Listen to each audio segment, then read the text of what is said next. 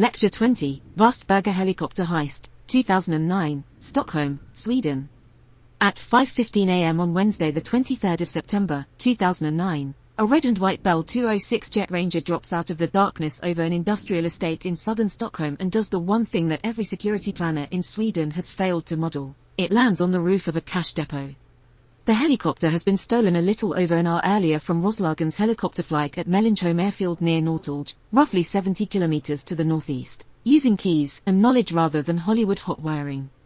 On board now are a pilot and 3 masked men with explosives, sledgehammers, and sports bags they fully intend to overfill. At street level in Vastberga, accomplices have already scattered steel spikes across access roads. Out on the island of Värmdö, someone has placed fake bombs outside the doors of the National Police helicopter hangars.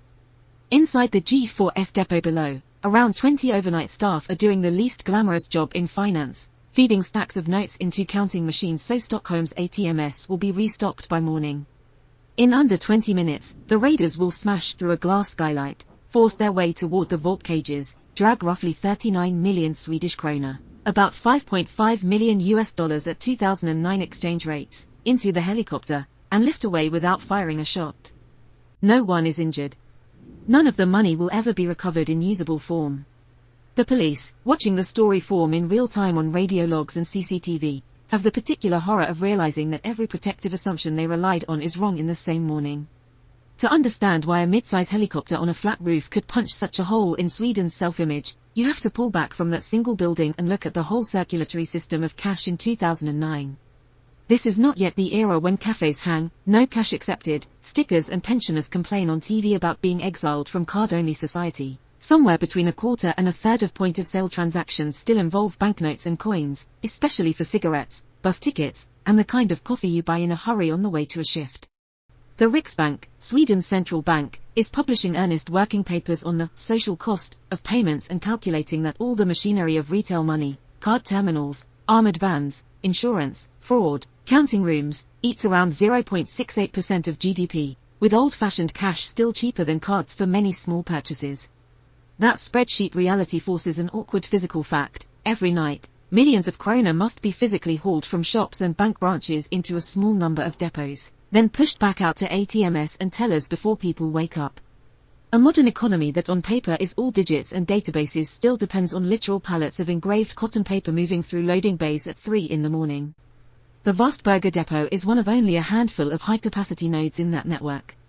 When its vaults are full, it can be holding well over 100 million krona, even though, in theory, the country has decided to trust private security contractors rather than medieval castle builders. Vastberga itself sits a few kilometers southwest of Stockholm's center in a patch of light industrial sprawl, warehouses, truck yards, access roads leading to the E4, E20 motorway. The depot building is multi-story but squat, roughly warehouse-sized in footprint, dressed in anonymous panels that could just as easily hide a furniture wholesaler. At street level, there are recessed steel doors, high-mounted CCTV domes, and loading docks where armored trucks can reverse into covered bays so cash never has to cross open asphalt. Step inside and the geometry becomes even more controlled. Sealed plastic containers come in on pallets, get opened in counting rooms, and their contents are poured into high-speed mechanical sorters that can flick through thousands of notes per minute, checking for counterfeits and misprints before channeling stacks into numbered steel cages and vault rooms arranged around a reinforced concrete core. Every door in that interior has a logged resistance time in insurance surveys. Every cage location is in G4S documentation. The risk model is so quantified that banks feel comfortable leaving more than 1 billion krona across Sweden's depots on busy nights. On paper, this looks like fortress engineering. But above all of that sits a flat roof whose primary design constraints are snow load and drainage, not criminals. A glass lantern, a pyramid of reinforced glazing, funnels daylight into the central counting hall. Maintenance stairwells link this roof to interior corridors. There is no barbed wire, no anti-landing spikes, nothing that treats this slab of concrete as a potential front door for strangers arriving from the sky. The official narrative before September 2009 says that this is good enough. Sweden has had its share of cinematic robberies in the decade leading up to Vastberga, crews seizing cash-in-transit vans on the highway with rifles, a 2006 raid on a cash van on the tarmac at an airport, the 2006 robbery at a depot near the Alby metro station, and a failed follow-up attempt on a Gothenburg facility in 2008, where gangs used burning cars and fake bombs to drag police resources away from the real target. those events are scary, but they are all ground problems. Attackers arrive in vehicles, on foot, or through insider help. Defenders respond with thicker doors, better alarms, GPS trackers in vans, and more drills in how to close blast doors when men with guns appear in camera feeds. Police can point to a relatively low armed robbery rate compared with many other European countries and say, with some justification, that their model works: close coordination with private security, rapid patrol car response times, and, in the background, the comforting idea that if all else fails a police helicopter can circle overhead in minutes. In that mental model, risk is fenced in by gates, roads, and loading bays. The air above the depot is a background setting for weather and seagulls, not a variable. From an engineering perspective, the fragility is embarrassingly simple. The entire defensive architecture is drawn in 2 dimensions, like a floor plan spread out on a table. On paper you can trace fences, camera coverage, dead zones, and vehicle barriers around the building's perimeter and feel you've wrapped the asset in a ring of control. The third axis, anything that happens above the roofline, is treated as someone else's problem, belonging to aviation authorities or the military. The skylight is specified for impact resistance and snow, not as a hatch. Its laminated glass thickness and bolt patterns are chosen for storms, not for the repeated blows of a sledgehammer used by someone who is not on the maintenance staff. Internal stairwells are put in for fire safety and evacuation, not because anyone expects attackers to drop in from the ceiling and need a convenient route toward the vault. Risk assessment language politely calls a helicopter insertion out of scope. In criminal language, out of scope is indistinguishable from no one has bothered to defend this yet. The gap between those vocabularies is wide enough to fit a rotor disc. The second blind spot is not even on the same property. Roughly 30 kilometers away, out on Värmdö, sits the Mitting heliport, home base for Stockholm's police helicopters, Eurocopter EC-135s that, in theory, are the cavalry you call when a serious robbery spirals out of control. The base is modest, low hangars, perimeter fencing, concrete pads, some perimeter lighting. Overnight, especially around 3 or 4 in the morning, staffing drops to a skeleton crew. In 2009, police aviation is seen as a support tool for manhunts, missing person searches over the archipelago, and high-speed chases, not as a strategic vulnerability in its own right. The crucial detail lurks in procedure manuals rather than blueprints. If a suspicious device is reported anywhere near aircraft or fuel, operations pause until bomb technicians have assessed the threat. Risk matrices say that sacrificing an aircraft to a blast or losing a pilot on the ground is unacceptable. This is sensible if you are thinking about fuel fires, not about someone using a cardboard and wire prop as a remote kill switch on your entire air response. Nobody has yet asked the unfair heist planner question: how cheaply can we cause those procedures to paralyze the system at exactly the wrong time? Meanwhile, the cash world and the policing world are talking past each other through layers of institutions. Inside the G4S depot, internal safety rules tell staff that if armed intruders appear, their job is to withdraw to secure rooms and hit alarms, not to play hero. In the police dispatcher's mental triage at 5 a.m., reports of a low-flying civilian helicopter over an industrial area go into the same mental bucket as possible stolen car, or some idiot joyriding, while bomb threats near a heliport trigger an entirely different escalation ladder involving cordons and specialist teams. Each type of alarm has its own response path, its own supervisors, its own paperwork. The people who designed those processes are trying to be thorough, not stupid. They break complex dangers into manageable categories so that each can be handled by a specialist unit. The unintended side effect is that if a group of adversaries decides to trigger several categories at once, bomb scare here, road hazards there, helicopter somewhere else, no single control room automatically sees one event with 3 arms. The city's brain segments the problem into unrelated tickets. The physics of response times, however, do not care what column in the incident log a call sits in. That mismatch between the map and the territory is what the Vastberga crew eventually weaponize. They are not the first criminals to invent distraction tactics. The Alby and Gothenburg cases have already shown that you can light cars on fire and scatter fake explosives to overload police attention. What is new here is the scale and the geometry. Instead of treating those older crimes as movie material, the planners treat them as documentation. They can see that decoy bombs and burning vehicles force command staff into risk-averse mode, that specialized bomb squads move slowly by design, and that roads full of spiked tires are the sort of thing that makes chiefs worry about ambushes. They also know that in a high-trust, heavily regulated country, most of the system runs on checklists and assumptions about good faith.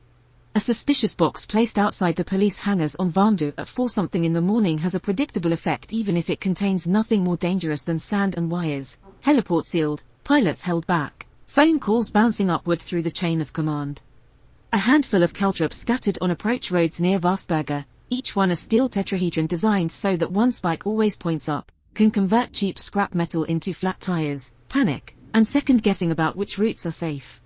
The cost to the crew is a few nights of preparation and some cheap hardware. The cost to the defenders is minutes, maybe tens of minutes, of paralysis during the exact window when a jet ranger can sprint across the city and back. Timing is the whole game. Flying a Bell 206 at a few hundred kilometers per hour from Norrtälje down to southern Stockholm, even along a route that avoids the brightest suburbs and stays low over water where possible, is a matter of maybe 20 minutes of airtime, not an hour. If you know that roughly 20 depot workers are inside Vastberga at 5:15 a.m., based on patient observation of lights and deliveries, you can infer when the cash rooms are fully stocked and when the building is at its quietest.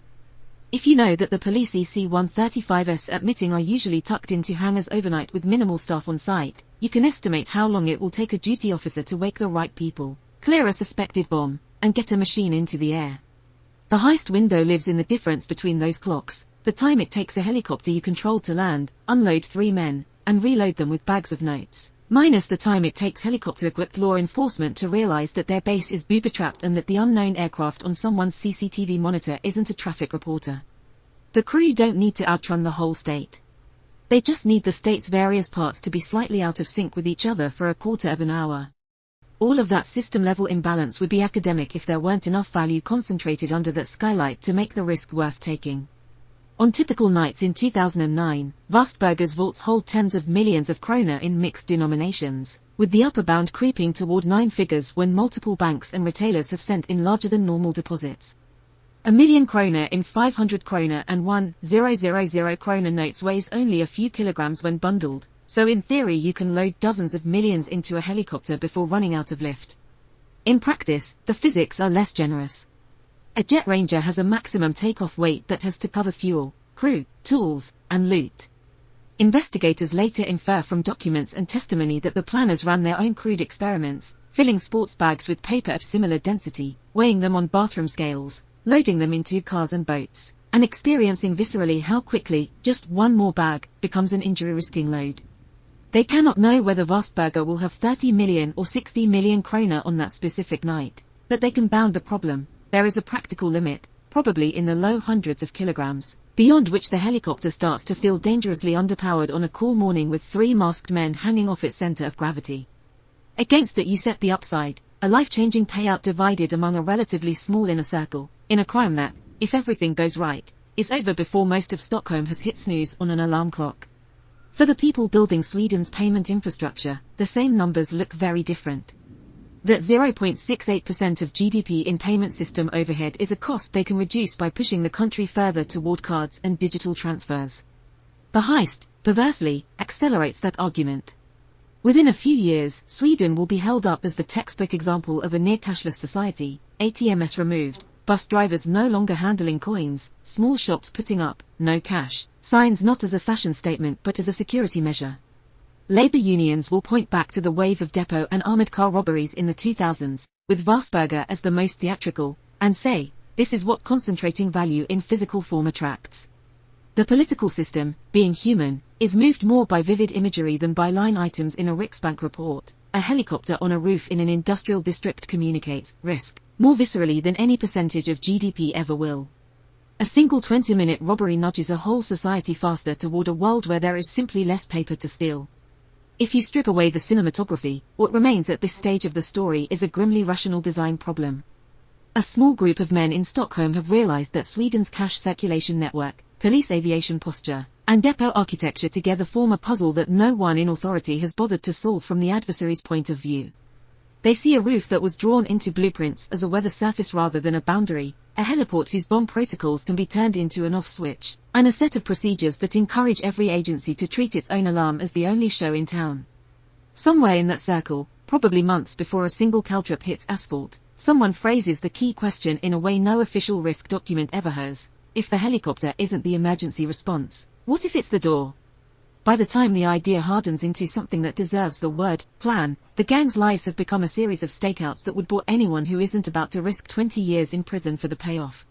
For weeks in late summer 2009, cars park on anonymous streets around Vastberga in southern Stockholm, their heaters ticking, their occupants counting. They record exactly when the night shift at the G4S depot seems busiest at the counting benches, when the loading bays are clogged with cash vans, when the lights in the upper floors dim. They note that around 5 o'clock in the morning there tend to be roughly 20 people inside, enough staff to be processing millions of krona but not enough to mount anything you'd call resistance. They time how long it takes between an alarm sounding and the first patrol car nosing into the industrial estate. They notice which roads those patrols prefer, which corners force them to slow, which routes around the depot are dark and unobserved.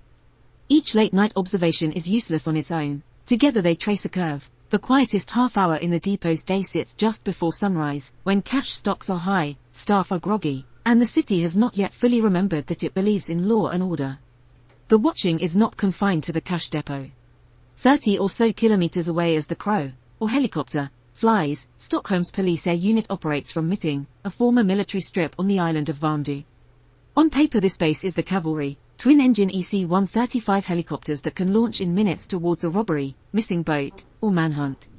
In reality, the site in 2009 looks more like a sleepy industrial yard, 2 hangars, some offices, a fence that would disappoint livestock, and, crucially, very little movement at night. The conspirators sit in cars on back roads or on rocky outcrops in the woods, watching how often lights come on after midnight, how many staff seem to be on duty, how close a vehicle can get to the hangar doors before anyone challenges it. They absorb a small but devastating piece of doctrine. Swedish police procedure says that if any suspicious package appears near aircraft or fuel, operations stop until bomb technicians have made the scene safe. That line in a manual, designed after real crashes and real deaths, means that a bag with wires taped to it, placed in the right spot on the Mitting apron, can freeze all police helicopters in the capital for as long as it takes the bomb squad to show up, suit up, and sigh. If you believe in omniscient institutions, this all feels paranoid. If you live in the Swedish underworld, you've already seen how scripted the state can be. The gang turn reconnaissance into a kind of amateur systems engineering. Someone phones in a vague report of suspicious figures near a fenced industrial lot and then sits in a parked car with a cheap digital watch, counting minutes until the first patrol rolls up, how many officers step out, how long they stay poking at shadows before driving away. Another night, something that looks exactly like an abandoned rucksack appears near a side road. A concerned citizen rings it in. Again, the conspirators clock the sequence, how quickly the call escalates from dispatcher to supervisor, whether bomb technicians are summoned or whether some poor constable just kicks the bag aside. None of these incidents, taken alone, rises above noise in the city's daily chaos. Together they give the crew a crude response curve for Stockholm's emergency services. The moral status of this is not great. They are essentially stress-testing public safety for fun and profit, but the information is gold. They learn which keywords trigger high-priority responses, how many simultaneous incidents the system can juggle, and how far they can stretch protocol before commanders start improvising rather than obeying the handbook. Inside this process, Chobel Charo does something very 2009. He builds a tiny, private phone network. In an era when you can still walk into Stockholm kiosks and buy prepaid SIM cards with cash and no ID, he acquires multiple handsets and numbers that exist solely for the heist. One phone becomes the line between the watchers at Mitting and the rest of the crew, another links the stakeout at Vastberga, others are reserved for drivers scouting possible drop zones on the fringes of the city.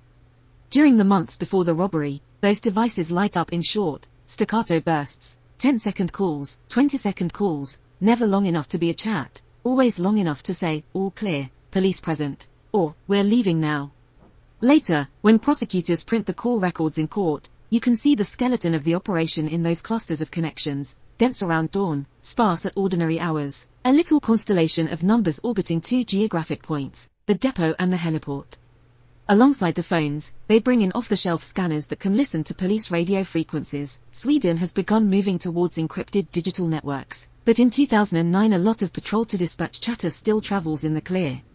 By eavesdropping over weeks, the gang learn the grammar of that radio traffic, which codes signal a bomb threat, which signal a routine burglary alarm, and how the tone in a dispatcher's voice changes when a supervisor joins the channel. The pilot, Alexander Eriksson, approaches reconnaissance from a different angle. He takes the third dimension literally.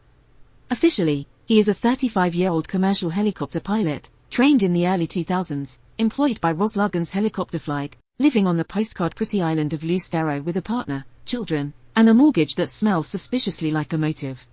Unofficially, he has a long-running amphetamine problem, debts, and new friends who talk enthusiastically about one big job.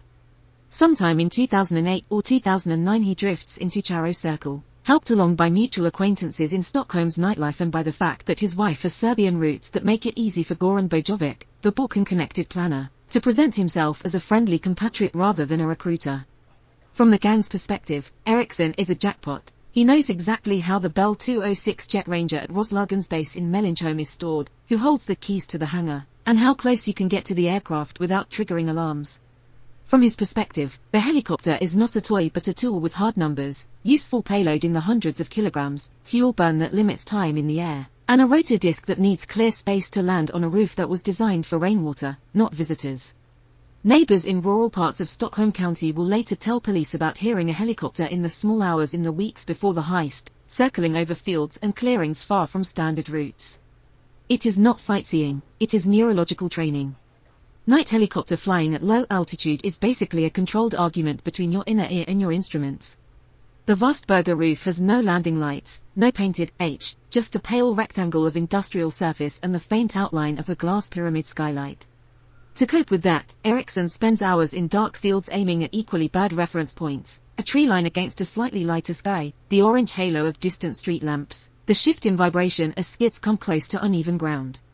He rehearses approaches along imaginary corridors, practicing how much power to pull to arrest descent, how much cyclic to ease the machine sideways without overshooting, how to hover within a few meters of an unseen edge without trusting the lying sense that tells him he is banked when he is level.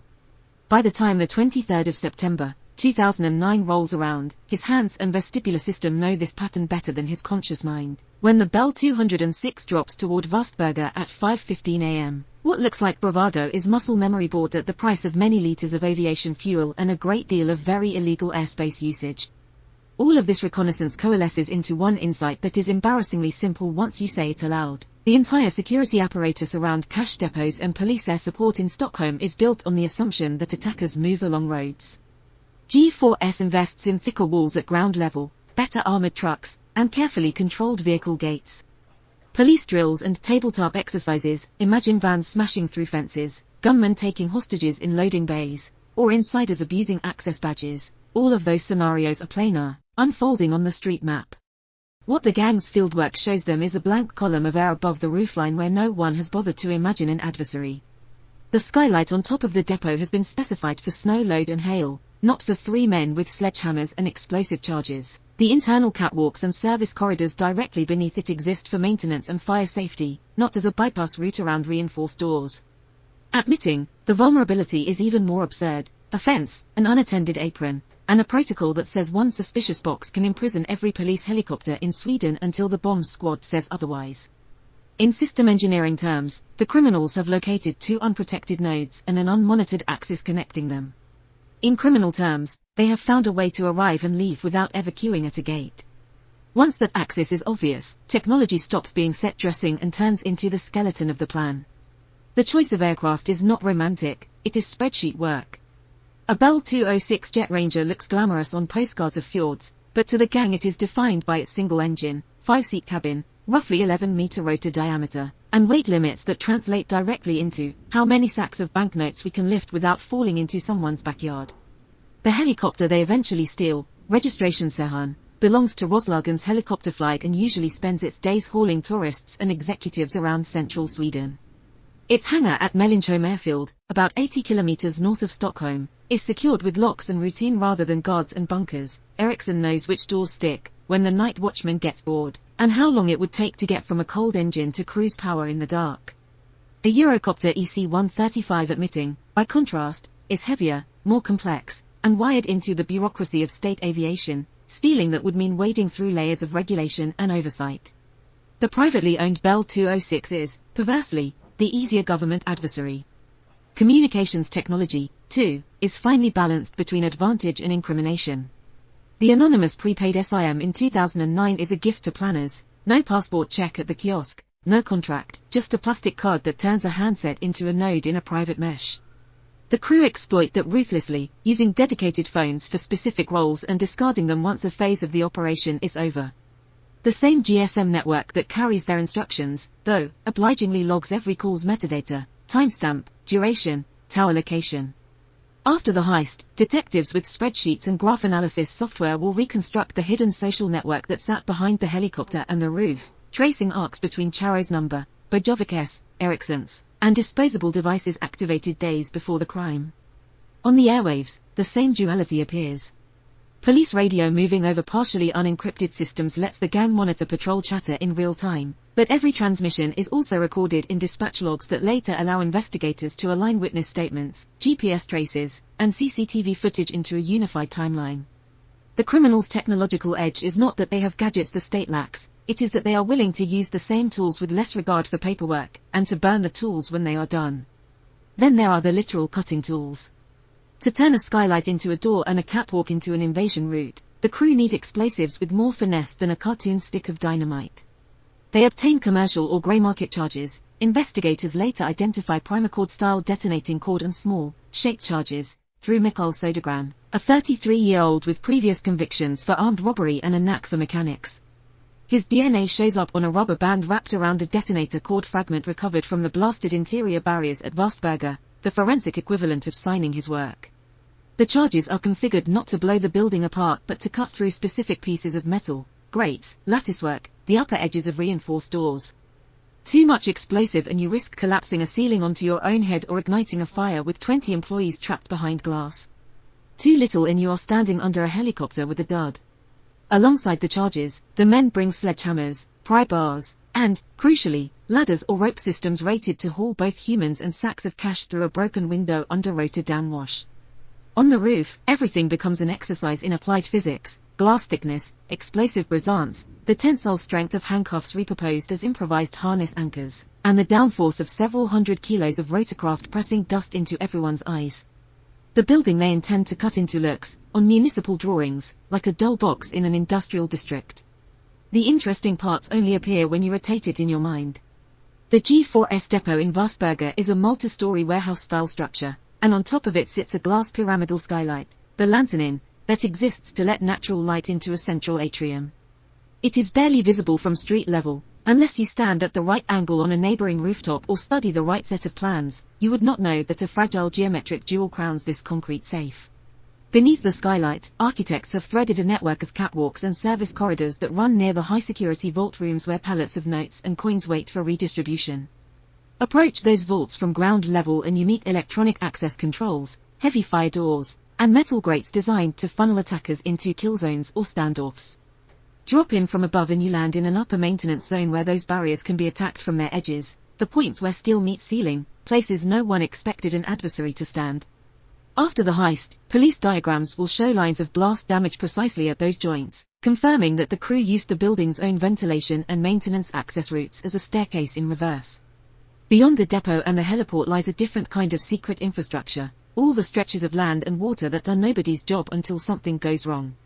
As the plan matures, the gang fan out across Stockholm's outskirts looking for places where a helicopter can dip in briefly without being memorable. Near Dragit in Norsborg, in the southwest of the metropolitan area, they identify disused industrial ground and remnants of a water treatment site, enough open space for a helicopter to flare and unload, enough background noise from highways and rail lines to swallow rotor thump. Out toward Grimsta, near Kanans Beach on Lake Mälaren, they note a strip of shoreline where speedboats can sit unnoticed at dawn and where the only likely witnesses are joggers who, at that hour, have better things to do than write down tail numbers. In the north, around Skavloten in Arninge, they find a clearing by a forest edge about 20 kilometers from central Stockholm, a place where a Bell 206 can be set down and walked away from, leaving only a puzzled dog walker to call the police hours later. None of these sites has signage, security guards, or obvious economic value. Their importance exists purely in the overlay the gang has drawn in their heads. Here we can drop 2 men and a bag, there we can abandon the aircraft, somewhere else, a rental van with fogged-over license plates can wait within a 3-minute walk. Even the police investigation that will one day pick apart this scheme rests on hidden plumbing. CCTV cameras on bridges catch a rental van linked to the plot crossing toward Mitting at around 4 in the morning. Other cameras near Norsborg and Grimsta later record vehicles that turn out to be connected to suspects. Individually, the frames are just low-resolution blobs. Aggregated, they show a shadow fleet feeding the helicopter's route. Phone tower hits place-specific handsets, burners tied to Charo's purchases, Bojović's coordination calls, Ericsson's movements, near those same zones in the hours before and after the heist. GPS data from the abandoned Bell 206 and civilian radar returns fill in the gaps in the sky path. What looks, from the ground, like a magic trick, helicopter appears, men descend, money vanishes, is, in the paperwork, just the exploitation of every space everyone else forgot to think about: roofs, aprons, gravel pits, lake shores, and the invisible threads of radio and GSM traffic knitting them together. By the time dawn on the 23rd of September, 2009 approaches, the gang have not just a plan but a fully mapped, three-dimensional circuit through those spaces. All that remains is to light the fuse and see whether the nervous system of a modern state can keep up with a handful of men and one stolen rotorcraft. By the time September 2009 rolled around, the crew had compressed months of reconnaissance into something very close to software, a finite sequence of states that, if executed in order and on schedule, should turn a fortified cash depot into an automated teller for people with rifles. The constraints were brutally concrete. They knew Vastberga might hold anything from 30 to 60 million kroner on a given night, that Swedish police helicopters sat at Mitting just across the water, that dawn traffic on Stockholm's motorways began to thicken after 6. They gave themselves a 4-hour operational envelope, from roughly 4 a.m. to 8 a.m., inside which they needed to, in their own mental pseudocode, steal an aircraft, blind aerial pursuit, slow ground units, land on a roof, grab a manageable mass of cash, and vanish into the city's peripheral scrubland before commuters started complaining about helicopters on talk radio. The plan was less, improvise boldly, and more, run this deterministic process and hope human error doesn't segfault. Step 1 was the helicopter, because without vertical lift the rest of the plan collapses back into a regular truck raid and everyone might as well stay home. At about 4 in the morning on the 23rd of September, a small group drove to Mellingsholm airfield near Norrtälje, roughly 80 kilometers north of Stockholm, where charter company Roslagen's helicopter flight kept a Bell 206 Jet Ranger in a hangar. The aircraft, registration Sehan, was familiar to Alexander Eriksson from his day job flying sightseeing trips. He knew where the keys lived, how the padlocks worked, and how half-hearted the alarm regime really was. Inside, the Bell 206 is essentially a car with rotor blades, ignition switches, fuel selector, starter, then watch for rotor RPM. Once the hangar lock was cut or bypassed and any simple alarm defeated, Eriksson could spin up the single turbine, bring the rotor disc to speed, and lift a 600-kilogram useful load, whatever combination of men, tools, and future money sacks they could afford. By about 4:15 a.m., Sehan was airborne and tracking south. Its emergency transponder almost certainly clicked off so that air traffic control saw, at best, a nondescript blip rather than a labeled charter machine heading toward trouble. Flying a stolen helicopter directly to the heist would have maximized drama and minimized survivability, so they built an intermediate state into the script. The Jet Ranger's first stop was not Vastberga but a quiet green zone near Frescati and Storaskogen, parkland on Stockholm's northern fringe where an early morning helicopter can pass as training, survey work, or rich people being rich. There, out of immediate view of the depot or the police heliport, they could shut down, wait, and sink. Watches were aligned across the network, a 30-minute window budgeted for roof to departure at Vastberga, with an internal abort time if they were still inside the building after a certain minute. Fuel calculations had to cover roughly 70 kilometers from Norrtälje to Stockholm, loiter time over the depot, 2 potential hops to drop zones, and a final leg to someplace quiet near Arninge. Every extra kilo of Jet A in the tanks was a kilo they could not turn into cash. Meanwhile, other cells in the system were moving, drivers positioning cars near future landing sites at Dragget in Norsborg and by Canans Beach in Grimstad, lookouts rehearsing routes to a forest clearing at Skavloten about 20 kilometers north of the city, radio scanners listening to police traffic to confirm that, for now, the sky belonged only to them. The second major component of the plan was never meant to touch the depot at all. It was aimed at the police aviation unit at Mitting and at the rubber on police cars' wheels. Sometime between 4:30 and 4:45 a.m., accomplices drove into the industrial zone around Vastberga and out toward the heliport, carrying boxes dressed up as improvised explosive devices and bags of caltrops, little 4-pointed steel stars with at least one spike always upright. Swedish police procedure at the time was clear: any suspicious object near aircraft or fuel is treated as live until bomb technicians have inspected, x-rayed, and declared it harmless. That doctrine exists to prevent hangars from turning into fireballs. Here it doubled as a kill switch for helicopter response. A fake device left by hangar doors admitting did not have to contain a gram of explosive. It only needed wires, tape, and enough plausibility that the duty officer, on getting the call, reached for the manual and not for the flight helmet. In parallel, caltrops were scattered on approach roads around Vastberga's industrial estate and on ramps feeding the E4, E20 highway network. Physics did the rest. Put a hollow rubber tire under load at a bend, introduce a hardened steel spike, and you get a puncture, a lurch, and a patrol car that suddenly exists to block traffic rather than answer alarms. With a few kilos of metal and some basic arts and crafts, the crew had pre-programmed delays into both branches of the state's response tree. Only when these subroutines were running did the main thread execute. Shortly after 5 a.m., as the sky over Stockholm was sliding from black to pre-dawn grey, the Jet Ranger lifted off again from its makeshift hide at Stora Skuggan and tracked toward Vastberga. The route hugged low-lying corridors, over water bodies like Österviken, along industrial strips where nobody would be outside with a coffee yet, and under the more tightly monitored layers of controlled airspace. Below about 700 feet that morning, the city was effectively blind to any aircraft that wasn't squawking politely on a transponder. On board, the crew ran a closed communications loop built in the weeks before, anonymous prepaid phones acquired by Shobel-Charo, job sims, powered on only briefly, and at least one police-band scanner feeding into an earpiece so that someone could hear if dispatchers suddenly started screaming about helicopters. Their goal was not silence. Bell 206 are loud enough that dogs on the ground register them, but duration. They needed 10 to 15 quiet minutes in the attack window where the police would be busy dealing with caltrops and fake bombs rather than with the real helicopter descending onto a cash depot roof. The depot's architecture did the rest. The G4S building in Vastberga presented to the street as a slightly dull concrete barn, but its roofline hid a glass skylight feeding light into a central atrium and service spine. Weeks earlier, the crew had triangulated its position from municipal drawings and from sightlines on neighboring roofs. They knew that if they could land near that lantern, break through it, and drop into the corridor below, they would bypass much of the horizontal security stack in a single move. At around 5:15 a.m., residents in the area heard the unusual thump and whine of rotor blades moving low over an industrial block. The Jet Ranger settled onto the flat roof, skids taking weight on a patch of concrete the crew had already mentally measured against rotor diameter and tail clearance. Dust and gravel spiraled outward in the downwash. 3 masked men in dark clothing and body armor were out of the cabin and moving almost before the skids kissed concrete, shouldering bags that held explosives, sledgehammers, and rolls of plastic zip ties that, in an ideal run, would never be used. Breaking into a skylight with a sledgehammer is not as simple as crime films make it look. These are laminated panes designed to cope with Swedish winters and the occasional falling tool. The first blows likely spiderwebbed the glass rather than shattering it cleanly.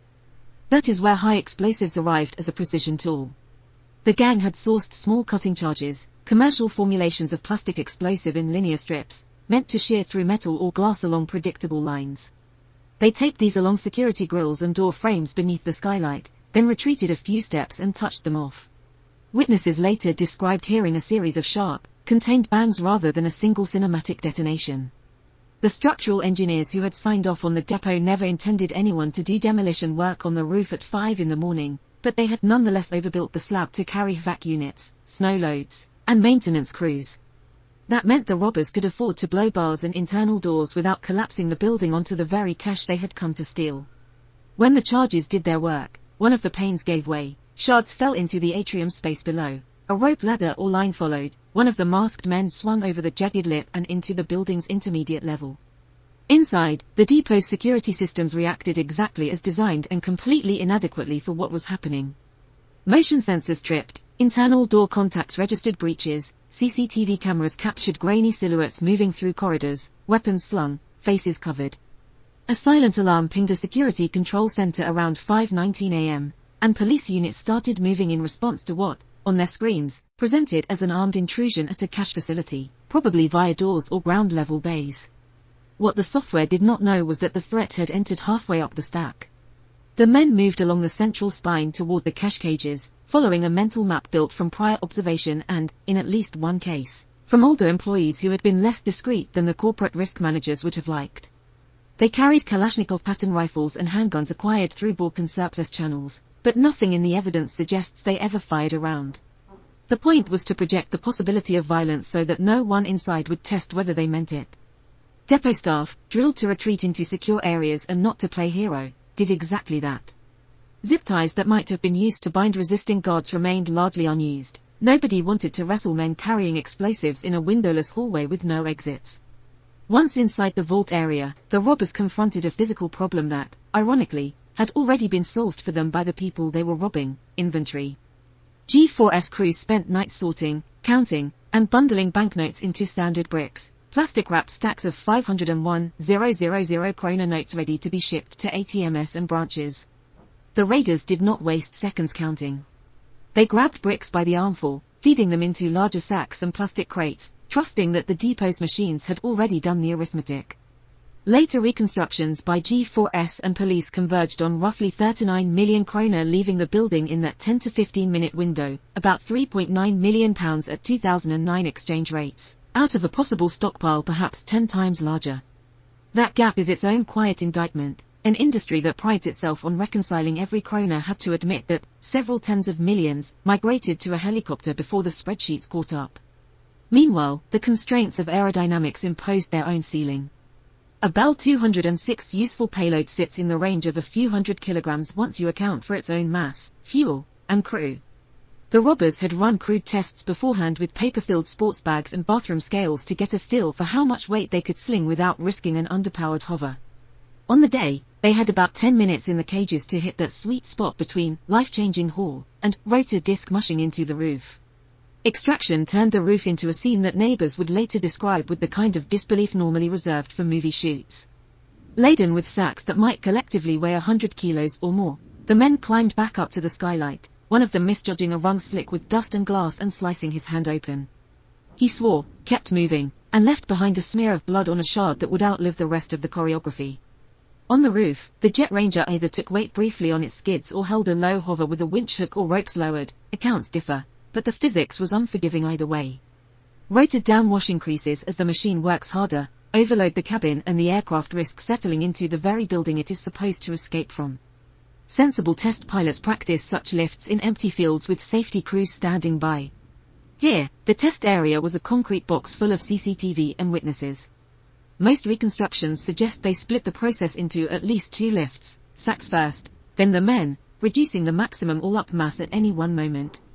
By roughly 5:30 or 5:35 a.m., ladders were up, the last masked figure had clambered aboard, and Ericsson eased the nose forward into translational lift, trading vertical struggle for horizontal airspeed as the helicopter arced away over southern Stockholm carrying 3 armed men and a large, unlabeled fraction of Sweden's cash supply. While the robbery was peaking on the roof, the state's response chain was experiencing, in real time, the failure modes the planners had gambled on. The first patrol cars moving toward Vastberga after the alarm discovered that their tires had opinions about medieval anti-cavalry weapons. On bends and bottlenecks near the depot, caltrops punched through rubber, dumping air and control at the exact points where vehicles were loaded up for cornering. Officers radioed that they were immobilized with all 4 tires shredded and that they needed replacement vehicles before they could get near the depot.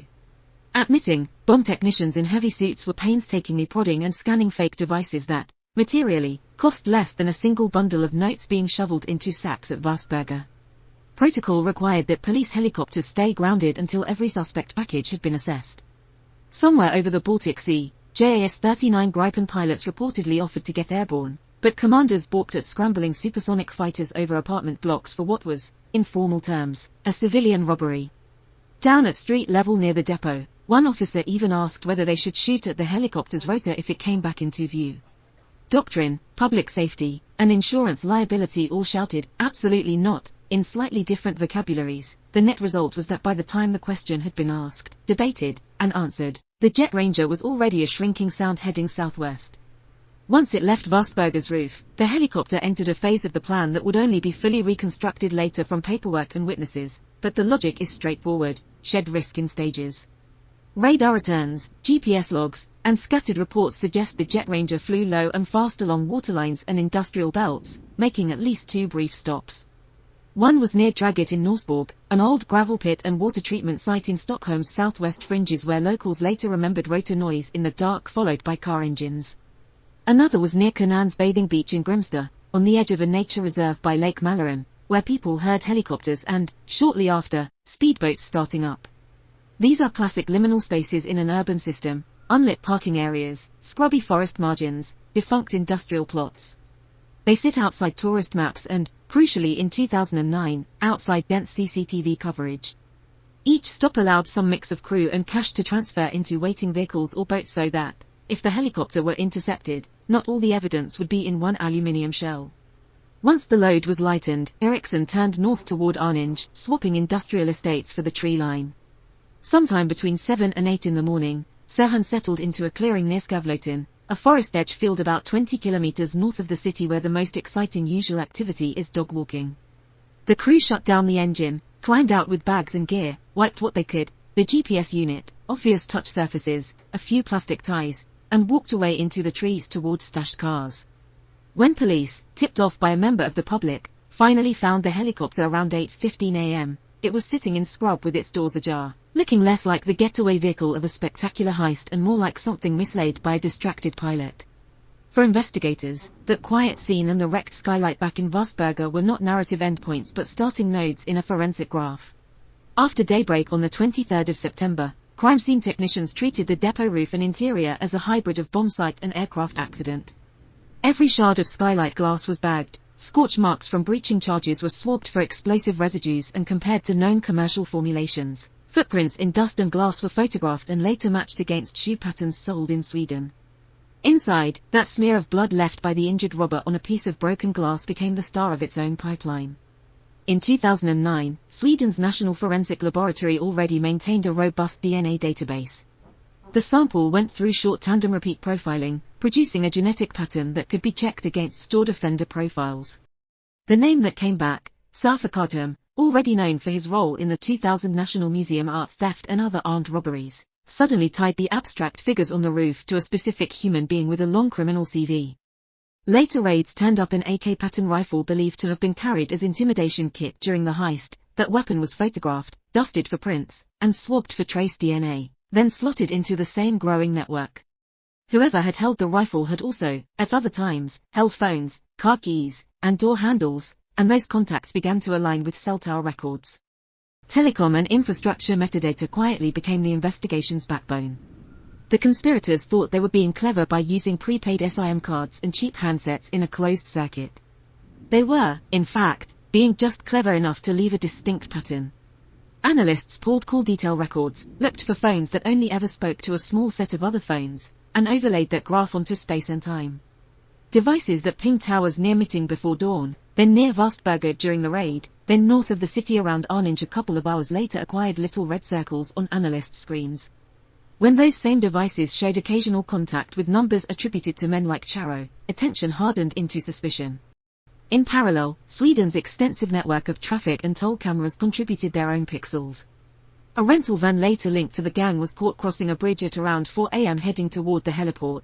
Other vehicles appeared on cameras near Draget and Grimstad around the time witnesses heard helicopters and engines. Each individual frame meant nothing. The aggregate, phones hopping cell towers, cars crossing choke points, a GPS unit in the abandoned helicopter quietly storing routes, looked a lot like a path taken by a specific set of humans through Sweden's physical and digital infrastructure. The crew had spent 4 hours using that infrastructure to make themselves temporarily untouchable. Now the same wires, cameras, and databases were starting to close the loop. By the time the graphs of phone calls, traffic cameras, and DNA results have been stitched into a single ugly tapestry, the Swedish state does the one thing it is perfectly engineered to do. It opens a case file, assigns a number, and points at specific humans. In July 2010, roughly 10 months after the helicopter lifted off from Vastberga's roof, prosecutors Leif Bortz and Bjorn Fridtjof submit indictments at Södertorns tingsrätt for 10 people they say turned a Bell 206 and a skylight into a hole in the national self-image. 5 are charged with gross, or aggravated, robbery. Translation: you were either in the helicopter or on the roof with the guns. 5 more are tagged as helpers in various degrees, planners, logistics, safe houses, the kind of people who don't touch the money but still want to cut. One of those, Goran Bojovic, gets an extra preparatory acts charge for allegedly trying to recruit a Serbian ex-military helicopter pilot months before the raid, which is Swedish legalese for, "We think you were auditioning stuntmen." The trial that starts in August 2010 looks nothing like the tight, kinetic operation on the depot roof. It is a grinding administrative marathon held in a suburban courthouse, with metal detectors at the doors, extra police posted in the corridors, and boxes of ring binders stacked like paper fortifications around the prosecution benches. Over several weeks, the court watches reconstructions of the helicopter's flight path projected on screens. Here's forensic technicians explain how a smear of blood on broken glass became a DNA profile, and sits through telecom analysts narrating graphs of burner phones that lit up in sequence from Mitting to Vastberga to Arninge between 3 o'clock and 8 a.m. on the 23rd of September, 2009. Safa Khatam, the man whose blood showed up on that shard of skylight, is confronted not only with the lab report but with his history, involvement in the 2000 National Museum art theft and a CV full of armed robbery. The message is clear: this is not a random roofer who had a bad Wednesday. Under this pressure, Khatam does something crucial for the narrative but disastrous for his co-defendants. Mid-trial he abandons the wrong place, wrong glass story and pleads guilty, admitting he was one of the raiders inside the depot. His confession doesn't name everyone else, but it tightens the net. It's hard to argue that the whole helicopter story is a misunderstanding when one of the men in the dock says, "Yes, that was me on the cash cages." On the other side of the room, Alexander Eriksson, the pilot, digs in. He offers an alternative script in which he is an innocent commercial aviator framed by coincidence and malicious acquaintances, a narrative that strains under details like his intimate knowledge of the Roslagen's helicopter flight hangar, the forensic traces on the stolen jet ranger's controls, and phone records showing his devices orbiting the heliport and drop sites at suspicious hours. Chobel, Charo, alleged planner and longtime Stockholm robber, is painted as the man who turned gossip about a depot into a blueprint and recruited people who knew how to handle explosives, assault rifles, and helicopters. On the 7th of October, 2010, the court finally stops watching everyone's homemade movies and reads out something much more boring and much more consequential: verdicts. 7 of the 10 defendants are convicted. 3 walk free, not because the judges believe they are saints, but because prosecutors can't quite prove which specific hands scattered caltrops on which stretch of tarmac or planted a particular fake bomb on a specific heliport driveway. Eriksson and Khatam are found guilty of aggravated robbery and given 7 years each, the Swedish maximums tempered by the fact that nobody was physically harmed. Charo and Mikael Södergran, cast as key facilitators, get 5-year sentences. Bojovic is handed 3 years. Marcus Axelsson, linked to logistics, receives 2. A 38-year-old who sheltered one fugitive copes with a 1-year term for protecting a criminal. The flashy conspiracy count about recruiting that Serbian pilot collapses. The judges are not persuaded that those conversations crossed the line into a legally provable plot. As a kind of comedic garnish, all 7 are also ordered to pay civil damages roughly equal to the missing 39 million krona plus interest, a figure so out of proportion to anyone's legitimate income that it might as well be denominated in unicorns. Naturally, everyone appeals, not just because they hope to walk, but because asking an appellate court to look again is essentially free in Sweden compared to the value of a few shaved years. Prosecutors argue that the sentences are too lenient for a commando-style raid that humiliated police and could easily have killed depot staff if any of the explosives had misbehaved. Defense lawyers complain that the case is built on metadata, gossip, and guilt by association. In February 2011, the Svea Court of Appeal issues its ruling in case B1060410, 7 convictions upheld, sentences tweaked at the margins but still spread between 1 and 8 years, and no successful narrative reversal for Eriksson or Charo. The Supreme Court declines to take the case at all. By mid-2011, the legal part of the helicopter heist is over in the way court files define over. Ink is dry, time begins to run on the prison terms, and the black and white photos of the Bell 206 move from evidence boards into archives. The helicopter itself has already been repaired and returned to civilian use. The cash, pointedly, has not come home. What happens to the men next is both very Swedish and very anticlimactic. In a penal system that leans heavily toward rehabilitation, a 7-year sentence rarely means 7 calendar years behind bars, with good behavior and progression through open facilities. Parole is possible after serving 2/3. That means some of the core crew walk out of prison around 2014 or 2015, into a Stockholm where the depot has patched its skylight, the news cycle has moved on, and their own names have migrated from front pages to footnotes. A few drift back into low-level crime. A few, according to later interviews, try construction or small businesses. At least 4 of them, wary but curious, agreed to meet novelist Jonas Bonnier in 2015 in anonymous rooms under rules that sound like a paranoia workshop: no phones, first names only, multiple sessions. They are not folk heroes, they are middle-aged men with criminal records, theoretical debts they will never pay, and a story that is suddenly worth more to publishers than any cash they can safely touch. The money they stole remains the loudest absence in the whole story. Investigators raid apartments, garages, and storage lockers from Stockholm to smaller towns, looking for suitcases of banknotes or evidence of large purchases. They search around suspected drop zones like Dragit in Norsborg and at the forest edge clearings near Skavloten, spurred by witness accounts of vehicles arriving under rotor noise and leaving under cover of trees. They check land records for sudden family land acquisitions and go through suspicious bank deposits for clusters of older series notes. None of it produces more than trace amounts. Sweden's central bank and commercial banks have serial number data on the bundles processed through Vastberga. But in a modern economy where notes circulate quickly and many are recycled back to the Riksbank in bulk, spotting helicopter krona in the world is a probabilistic nightmare. The best anyone can say is that if those 39 million Swedish krona still exist as cash, they have either been chopped into thousands of unremarkable transactions in the informal economy, or they're mouldering in drums or walls because someone decided that staying out of prison was worth more than touching their own jackpot. Institutions, unlike individuals, are constitutionally incapable of shrugging and moving on. After Vastberga, Swedish police and civil contingencies planners rewrite parts of their playbook with a kind of embarrassed fury. An oversight report in 2011 describes how the decoy bomb at Mitting froze police helicopters on the ground. Future protocols are rewritten so that multiple suspect devices can be triaged in parallel instead of serially, and so that a single fake explosive at a hangar doesn't automatically paralyze every rotor in the region. Command and control exercises now include scenarios with simultaneous arson attacks, fake bombs, and diversionary calls, forcing commanders to practice prioritizing under conditions that look more like action movies than traditional robberies.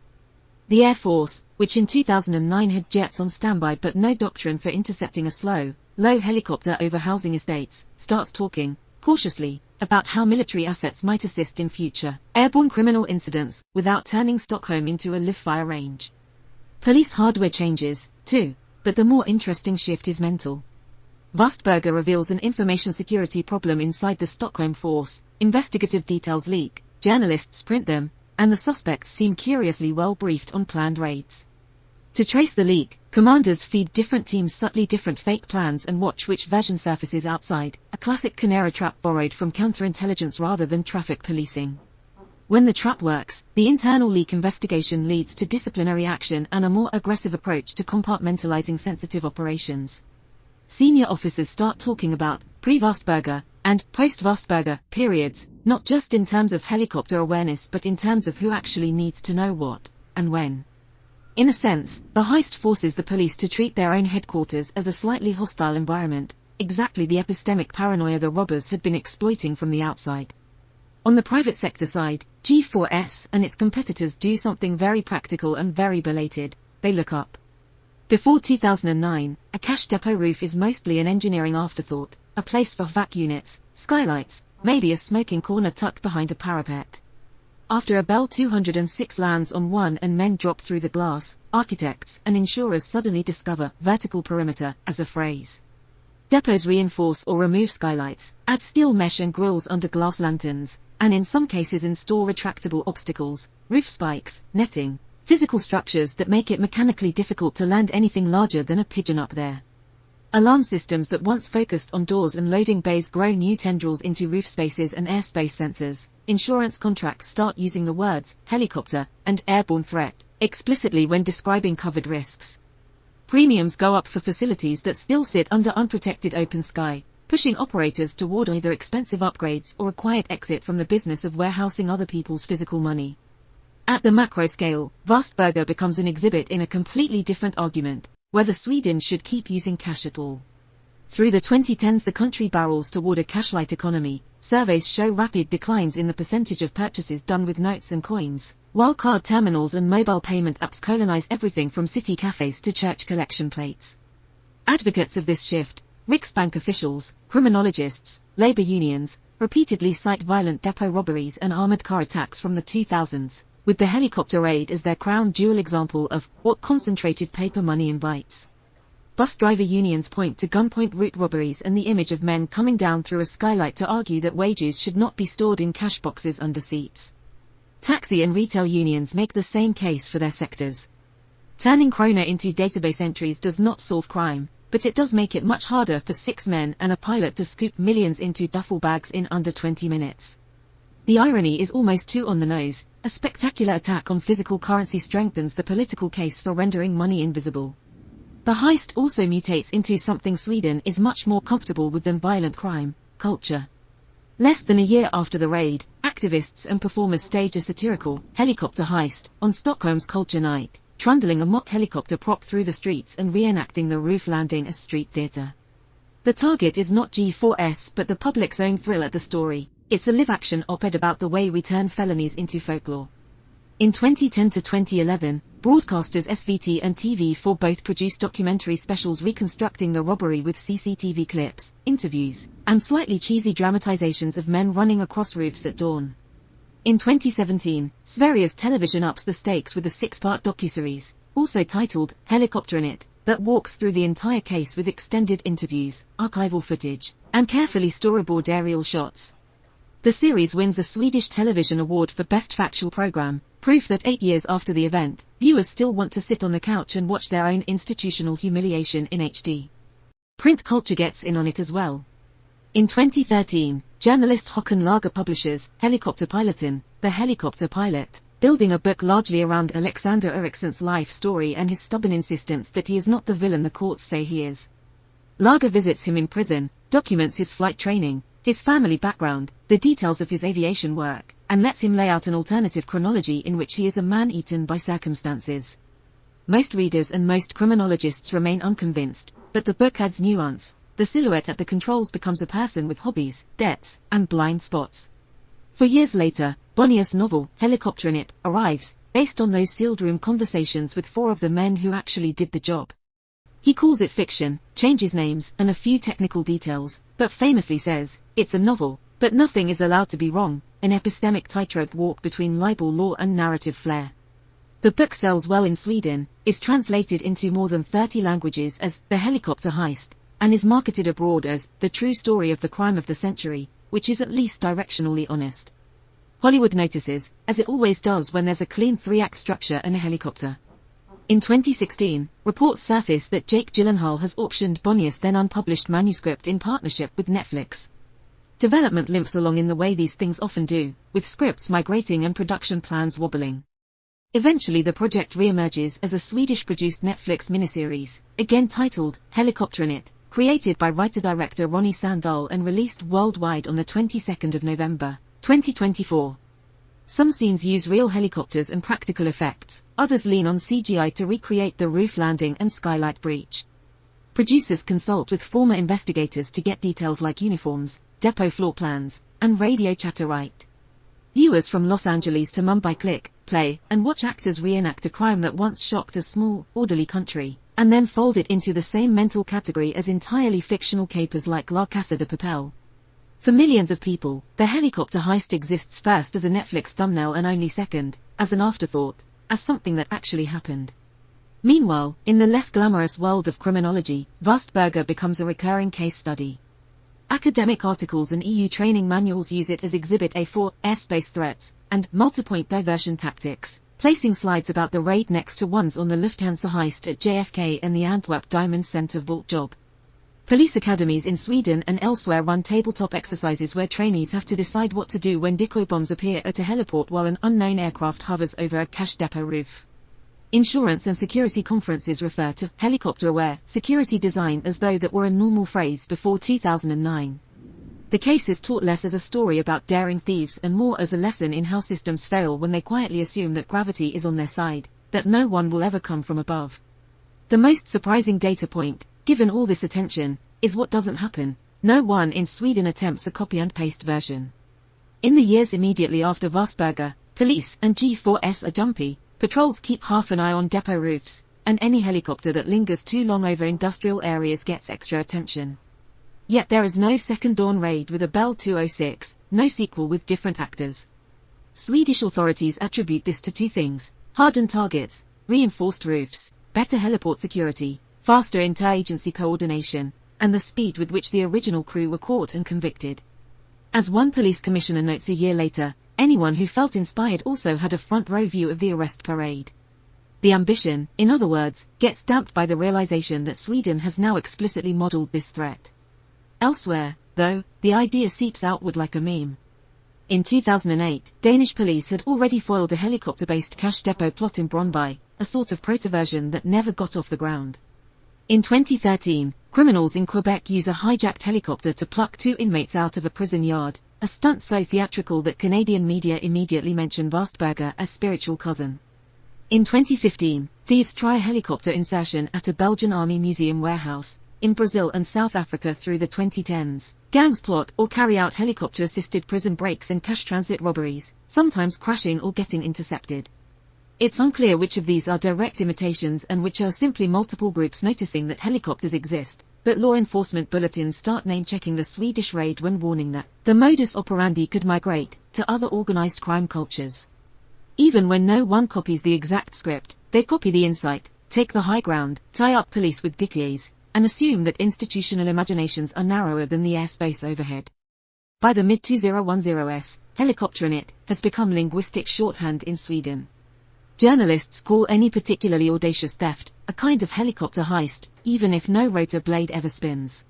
Friends joking about absurd plans, stealing a metro train, breaking into a data center, may get the stock reply, well, if they could land a helicopter on a roof and take 39 million, anything's possible. Police officials casually divide their careers into pre- and post-2009 eras. A generation who watch the docuseries or read the novel comes to treat the Vastberga robbery the way British audiences treat the Great Train Robbery of 1963, as reference furniture in the cultural living room. The crime itself took less than 20 minutes of hands-on work at the depot, but its afterlife occupies hundreds of broadcast hours, thousands of pages, and an untold number of pub conversations. If you zoom out far enough, the helicopter heist looks less like a freak event and more like a stress test that exposed exactly where human systems prefer to be blind. Designers of the G4S depot thought in 2 dimensions, the robbers added the third. Police protocols assumed that bombs appear where the money is, the crew put the most disruptive device at the heliport instead. Cash logistics models assumed that threats come through doors, the attackers came through glass and catwalks. Even the investigative victory, tracing DNA smears, phone graphs, and license plates, depends on technologies that were, in 2009, still maturing. The same society that let a helicopter park on a cash depot roof also built the databases that quietly pulled the crew into a courtroom a year later. Vastberga sits exactly at that hinge point between analog and digital crime, between a world where you steal pallets of paper money and a world where the more rational move is to phish a bank's backend from a laptop. It is, in that sense, both an ending and a warning shot. There will always be roofs someone thinks no one will land on.